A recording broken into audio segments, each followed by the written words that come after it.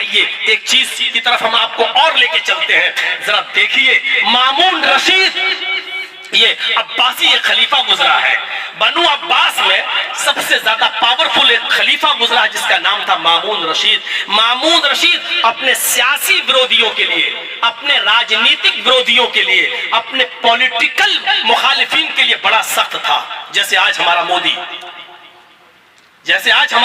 مودی، اس کا جو برود کرتا ہے وہ اندر جاتا ہے، جو بی جے پی کے خلاف جاتا ہے اس کے اوپر کیس ہو جاتا ہے. تو جس طریقے سے یہ اپنا پولیٹیکل برودیوں کو برداشت نہیں کرتا، ایسی مامون رشید بھی اپنے سیاسی مخالفین کو برداشت نہیں کرتا تھا.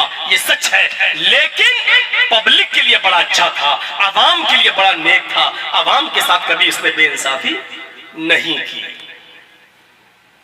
مامون رشید آج اپنے دربار خلافت میں بیٹھا ہوا ہے، لوگوں کی شکایت سن رہا ہے.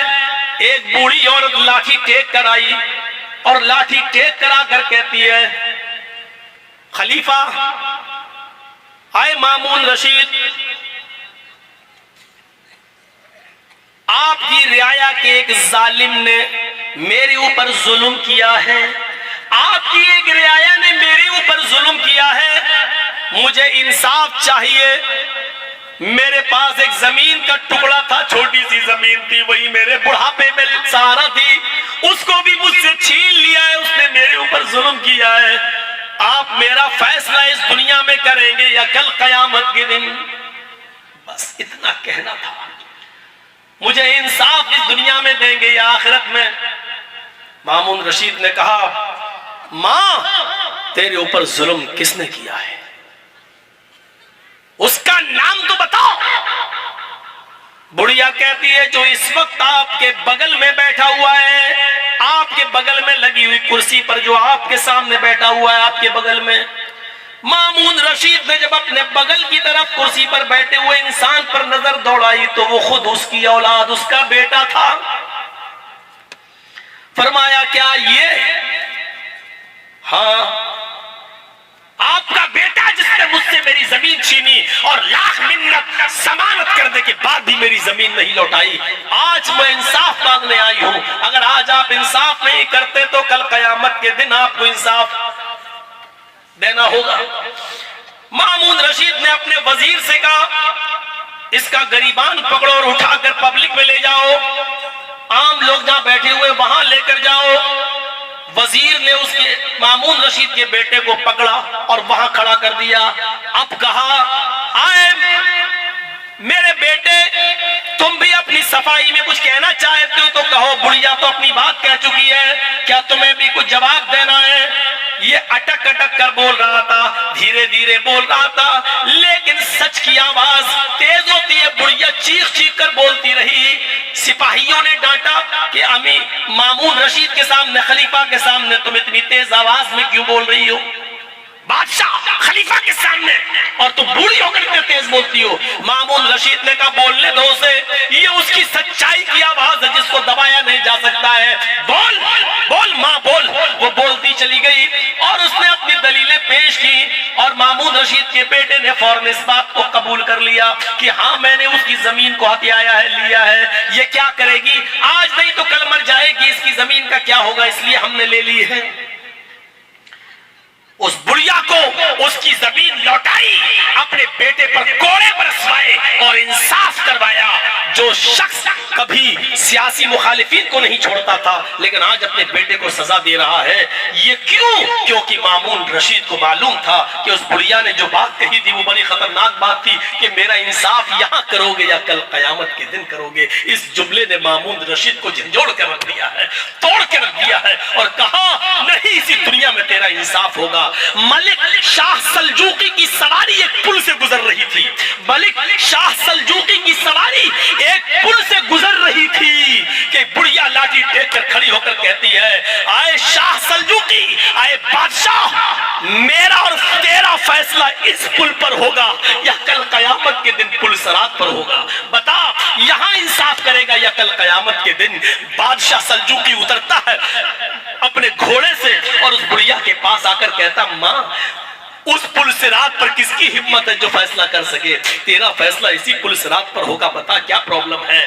کہا، آپ کے सिपाहियों ने खेत में चरने वाली एक गाय पकड़ कर लेकर उसको ज़िबह कर दी और खा गए हैं सब लोग मिलकर। वो गाय इस गरीब बुढ़िया की थी, उसी का दूध हमारा घर का खर्चा और पानी, हमारे घर का सरमाया था।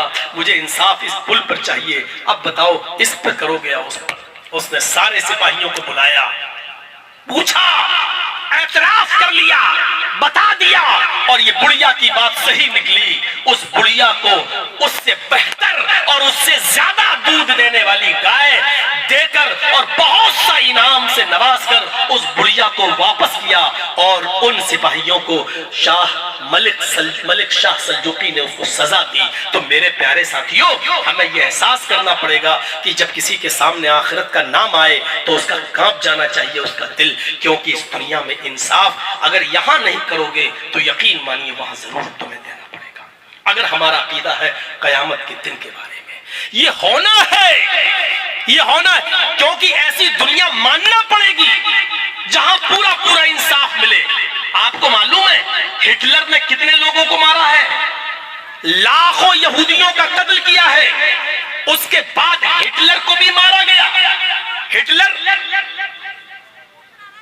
को मारा गया। जानते हो जिसने भी हिटलर को मारा, ये हिटलर की सजा नहीं हुई है, क्योंकि उसने कई लाख यहूदियों का कत्ल किया था, और एक हिटलर को मार देने से लाखों यहूदियों के कत्ल की सजा पूरी नहीं हुई।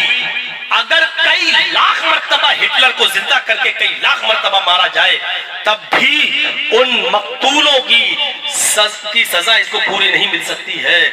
इसलिए एक ऐसी अदालत मानना पड़ेगी जहां इंसान को उसके जुर्मों की पूरी पूरी सजा मिले, पूरी पूरी सजा मिले।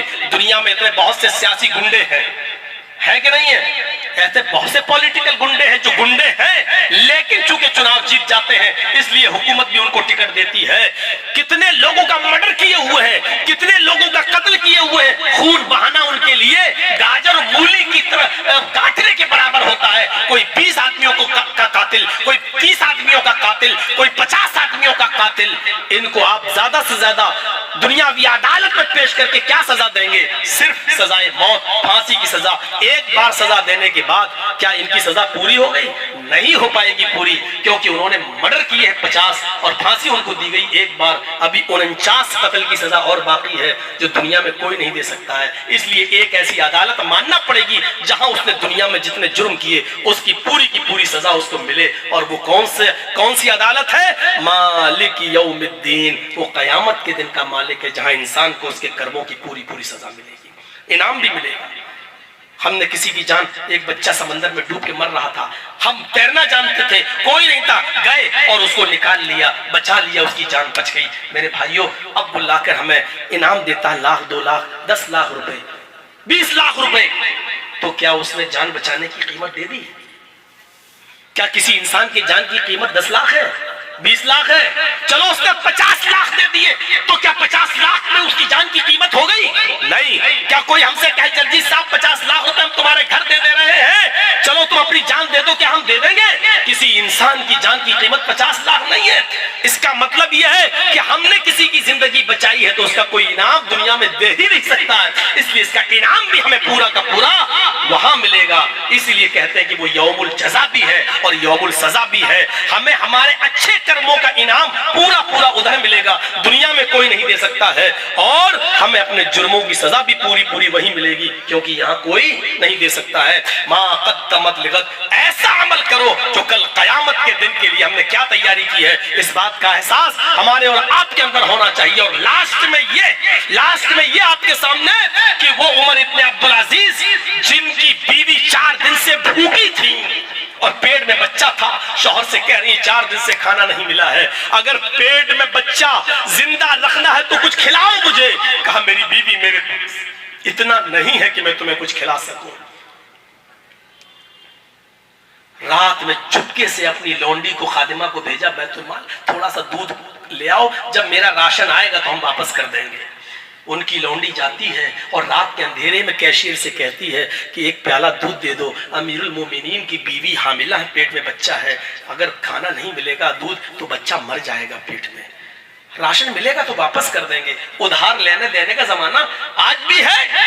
کہا اچھا ٹھیک ہے دے دینا اگلے مہینے کا۔ ہاں دے دیا دودھ، ایک پیالہ دودھ لے کر جب لونڈی گھر میں گھسی، رات کے اندھیرے میں یہ وضو بنا رہے تھے تہجد کی نماز پڑھنے کے لیے، عمر ابن عبدالعزیز دیکھا دروازے سے کوئی آ رہا ہے، پوچھا کون؟ لونڈی پکڑی گئی، کہنے لگی جی میں ہوں۔ کہاں گئی تھی اتنی رات میں؟ کہا بس یہیں، شک ہوا۔ کیا چھپا رہی ہو؟ دیکھیں، چادر ہٹائی تو دیکھا پیالہ، کیا ہے اس میں؟ کہا دودھ ہے۔ کہاں سے لائی ہو؟ بیت المال سے۔ کس کے لیے؟ آپ کی بیوی کے لیے۔ کیوں؟ کہا 4 دن سے وہ بھوکی ہیں، پیٹ میں بچہ تبھی بڑھتا ہے جب ماں کچھ کھائے گی، جب ماں کو کچھ ملے گا نہیں تو بچہ پیٹ میں کیسے بڑھے گا؟ ڈر تھا کہیں وہ مر نہ جائے، اس بچے کو زندہ رکھنے کے لیے تھوڑا سا دودھ ادھار منگایا ہے۔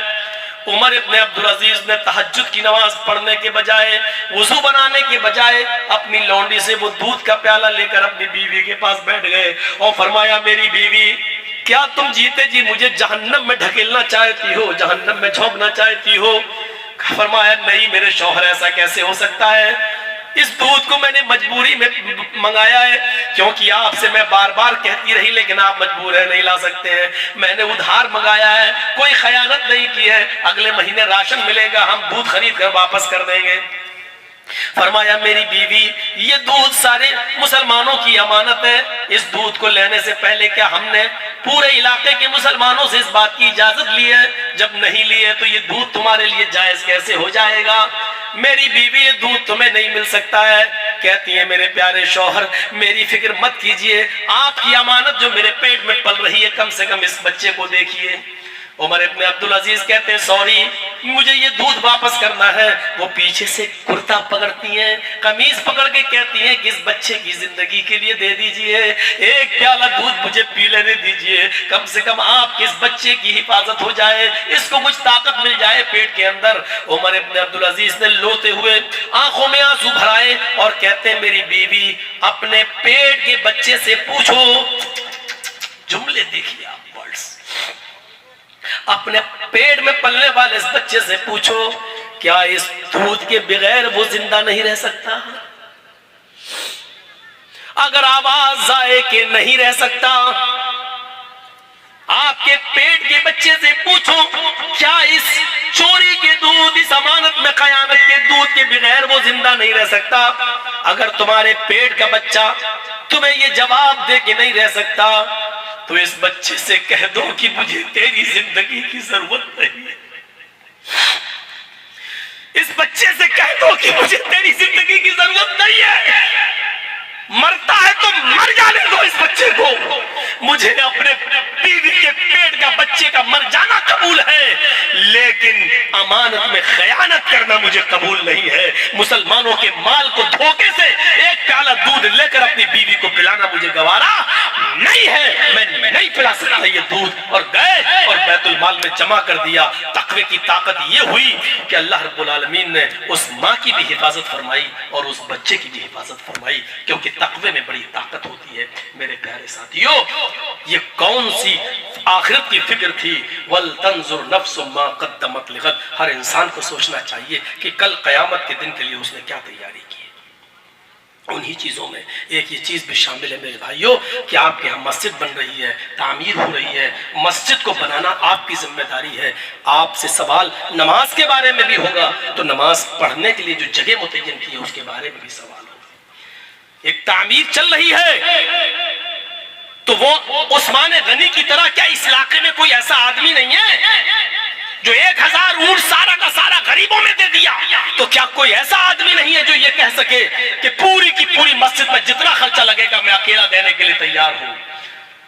ایسا ایک نہیں ہے تو 10 لوگ اکٹھے ہو جائیں، 10 نہیں ہے تو 100 آدمی تیار ہو جائیں جتنا خرچہ ہو، اور 100 لوگوں میں ڈیوائیڈ کر دیا جائے، اور 100 لوگ بھی مل کر اگر نہیں دے سکتے ہیں تو پھر پورا علاقہ اس کے تعاون کرے اور بڑھ چڑھ کر حصہ لے۔ آپ کو معلوم نہیں ہے مسجد بنانے کا ثواب کتنا ہے؟ میرے بھائیوں جب مسجد نبوی بن کر تیار ہوئی تو 4 مہینے تک اس میں بغیر روشنی کی نماز ہوئی، مغرب کی نماز اندھیرے میں، عشاء کی نماز اندھیرے میں، فجر کی نماز اندھیرے میں، کیونکہ وہاں کے صحابہ کے پاس اتنا تیل نہیں تھا کہ مسجد نبوی میں چراغ جلا سکے، اندھیرے میں نماز ہوتی تھی۔ اور 4 مہینے گزر گئے، ایک دن نبی اکرم عشاء کی نماز پڑھانے گئے تو کیا دیکھتے ہیں کہ مسجد کے کونے میں چراغ جل رہا ہے اور چراغ کی روشنی میں صحابہ کے چہرے دکھ رہے ہیں۔ آپ نے پوچھا مسجد میں چراغ، یہ چراغ کس نے جلایا؟ یہ تھوڑا سا تیل مسجد میں لے کر کون آیا؟ ایک طرف تمیم داری بیٹھے ہوئے تھے، کہا اللہ کے نبی میں نے یہ تیل، مجھے کچھ مل گیا، میں نے آدھا تیل گھر میں رکھ دیا اور آدھا مسجد میں لایا، اس لیے کہ یہ بھی تو اللہ کا گھر ہے، اس گھر میں بھی تو روشنی ہونی چاہیے۔ حضرت محمد رسول اللہ کی آنکھوں میں آنسو آ گئے، تمیم داری نبی کو سینے سے لگا کے کہتے اللہ کے نبی کیا میں نے غلط کیا ہے؟ کیا مسجد میں تیل لا کر روشنی کر کے میں نے غلط کیا ہے؟ فرمایا نہیں، آئے تمیم میں اس لیے نہیں رو رہا ہوں، آج تم نے اس مسجد میں چراغ جلا کر اس مسجد کو روشن کر کے اتنا بڑا کارنامہ انجام دیا کہ تمہیں پتا نہیں ہے کہ تم نے کیا کیا۔ قد نورت الاسلام، تم نے صرف ایک مسجد کو روشن نہیں کیا، قد نورت الاسلام، تم نے آج پورا اسلام روشن کر دیا ہے، آج پورا دین تم نے روشن کر دیا ہے، آج پورا دین تم نے چمکا دیا ہے۔ میرے بھائیوں، مسجد میں چھوٹا سا چراغ جلانے کا ثواب جب یہ ہے کہ پورا دین تم نے روشن کر دیا، تو مسجد کو بنا سوار کر درست کرنا کتنا بڑا ثواب ہوگا۔ میرے بھائیوں آؤ، جن لوگوں نے جو تعاون کیا، اب ہماری اس حدیث، ہمارے زبان سے اس حدیث کو سننے کے بعد مولانا جرجیز کو 20 سال، اتنا لمبا کوئی مولوی چلتا نہیں ہے کسی علاقے میں۔ ایک سال آپ نے کسی کو بلایا، دوسرے سال آپ کہتے ہیں آپ کو بدلو دوسرا لاؤ، پھر تیسرے سال تیسرا لاؤ، لیکن 20 سال سے آپ کس علاقے میں لوٹ پھر کے مجھے کو، اور میرا جلسہ نہیں تو کوئی اور دوسرا جلسہ کرا نہیں پا رہے، نہیں صاحب آئیں گے تو جرجیز صاحب، یہ بنگال والوں نے مجھے جو محبت دی ہے، بہار کے لوگوں نے، جھارکھنڈ کے لوگوں نے جو محبت دی ہے، اور دوسرے علاقوں میں، اس کا میں کیسے شکریہ ادا کروں؟ شکریہ ادا کرنے سے احسان ختم ہو جاتا ہے۔ میرے بھائیوں، اس کا انعام